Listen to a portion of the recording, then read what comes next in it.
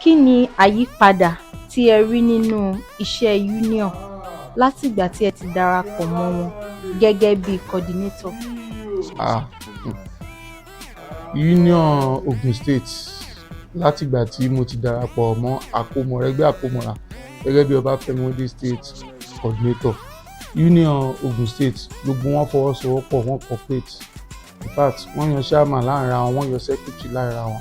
Débi pé táwọn pòkè empowerment kan lélẹ̀ ó yẹ kí wọ́n ṣe, gbogbo wọn cooperate, wọ́n ṣe pọ̀. Àbíjọ́ ilẹ̀ ti gbọ́ pé wọ́n yàdá wọ́n yọ̀gọ́ wọn lọ gba gáràjì kan, kò sí yẹn mọ́.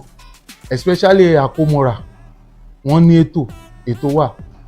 Ayé àtijọ́ ló máa ń sọ wípé ọmọ ọ̀ta ló ń ṣe, èèyàn lè rú àwa ẹ̀kọ́ náà ọmọ ọ̀ta ni wá.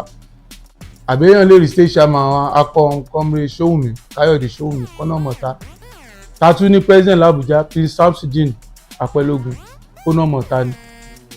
Ògo ìdílé kan làwa náà, o lè bírú wa lọ́mọ kò ní kírú àwa ẹ̀kún. Kò possible. So àìmọye graduates, more than 5,000 graduates ló wà ní ló jẹ́ unionist Ogun State báyìí. Tí ó bá sí union iṣẹ́ kí ló fẹ́ ṣe, báwo ẹ fẹ́ bọ́mọ báyà ò bọ́mọ. Oríṣiríṣi là ń rí, ààrẹ tó ṣe tó lọ sáà tó padà dé tó yẹ pé union ló wá ṣe. Ààrẹ tó yẹ pé ó kọ́ṣẹ́ tán kò rí owó tó máa fi ra iṣẹ́ tó máa fi establish ààrẹ. Ó ṣe union for the main time tó yẹ pé òun náà ti di CEO lọ́wọ́ ààrẹ. So mi ò blame ara mi being a unionist. That is all. Thank you, sir. You're welcome. Mowe center òun ni Mowe wà.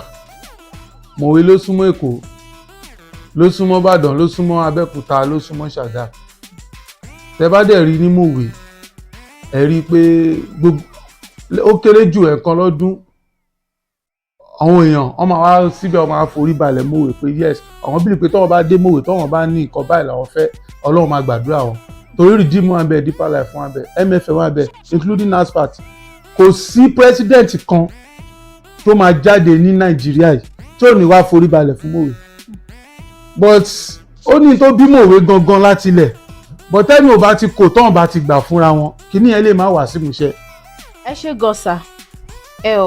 Kí ni nǹkan tí ẹ lè sọ nípa Aranbara TV? Aranbara TV ọjọ́ náà rí bí àná. Inú mi dùn pé Mowe ló ti jáde. Mowe ní head office ẹ̀ wà. Mowe ló ti bẹ̀rẹ̀. Comrade Akínọlá Sunday òun ló ní. Ọmọ kékeré ni tó dẹ̀ ń gbìyànjú tó ń try láti fẹ́ dìde pẹ̀lú àṣẹ Ọlọ́run. Ní ti ìdìbò tó ń bọ̀ lọ́nà. Ìbéèrè yẹn fọ́ ni, ta mo fẹ́ gbárùkù tì. Tí n bá mọ̀ gan mo tiẹ̀ ní wọ ìlà ìkan dàbẹ́ ni pé mo ti show logo mi. Ó ní àwọn àgbà ní ọmọ ẹnu ìṣèdí bẹ̀bẹ̀rẹ̀ káfílẹ̀ kẹ̀sí di ọmọ ẹlòmíì. So mo wà deeply sure pé àwọn nǹkan ta ti sọnù lọ́jọ́ tó ti pẹ́ tí yóò bá wọlé ó máa padà wá báyìí. Torí power sí kò sí nílẹ̀ Yorùbá. So tí Tinubu bá wọlé, tí gbogbo wa bá dìbò fún Tinubu, ká gbàgbé ẹ̀tanú, ká gbà pé èèyàn kan ló ṣe kíní fújù. Ilẹ̀ Yorùbá mo wà sure pé everything máa yàtọ̀. Agbára ẹ̀ náà ó tún máa padà wá sí ọ̀dọ̀ wa. So Tinubu ni mo gbárùkù ti di president Nàìjíríà o. Táwọn tó fẹ́ gbárùkù tì. Gẹ́gẹ́ bí ojú Mowe tí gbogbo èèyàn dá mọ̀ dáadáa, kí ni nǹkan tí ẹ lè sọ nípa Mowe àti ọjọ́ ọ̀la Mowe? Lórí ọ̀rọ̀ Mowe yẹn, Mowe ìlú tó kún fún wàrà àtoyin ni.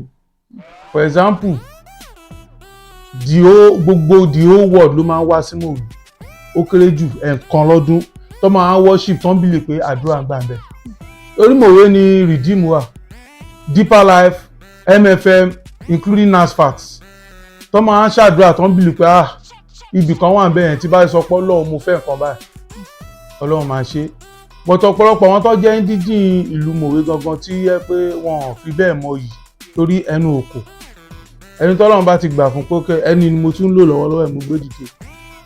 Tó yẹ kí gbogbo wọn gbárùkù ti kan cooperate pẹ̀lú ẹ̀. Ìlara ni wọ́n máa ṣe. Ìlara tó dẹ̀ ṣe yẹn ló wá affect Mowe.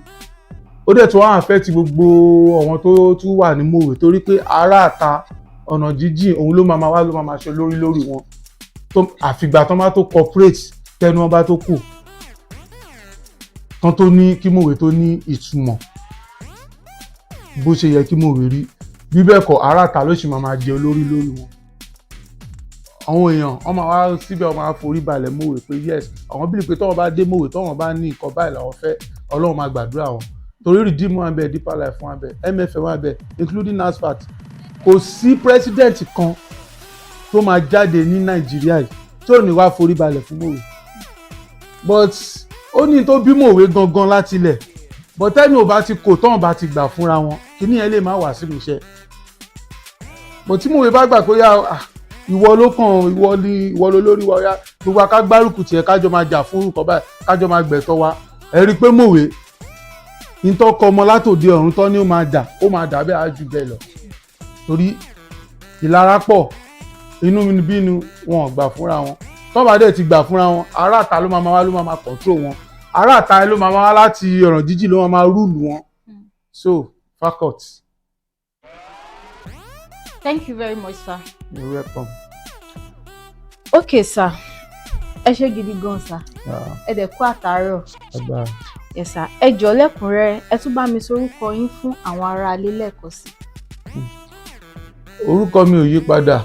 Orúkọ mi ni High Chief Alhaji Hussaini Rafiu Ọ̀kanláwọn alias LLM Mowe, the youngest Apagun Pote of Igbinland, the Jagunmolu of Mosadomi, the Olórí Ọ̀dọ́ of Atala Kingdom. Ó pọ̀ lọ bẹ́ẹ̀ torí kọ́lọ́n ṣàánú wa.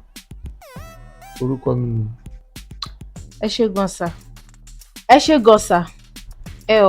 Kí ni nǹkan tí ẹ lè sọ nípa Aranbara TV? Aranbara TV ọjọ́ náà rí bí àná. Inú mi dùn pé Mowe ló ti jáde. Mowe ní head office ẹ̀ wà. Mowe ló ti bẹ̀rẹ̀ comrade Akínọlá Sunday. Òun ló ní ọmọ kékeré ni tó dẹ̀ ń gbìyànjú tó ń try láti fẹ́ dìde. Pẹ̀lú àṣẹ Ọlọ́run á bá mi gbé dìde. Mo kàn máa advice ẹ̀yin èèyàn wa pé Aranbara TV òun ní kẹ́ máa wò kẹ́ máa tún sí channel yẹn torí òun ni èèyàn lè wò tó máa fi wà more exposed tó bá wà more exposed tán tó tún máa fi gain àwọn nǹkan tí ó yẹ kó tún gain. That is all.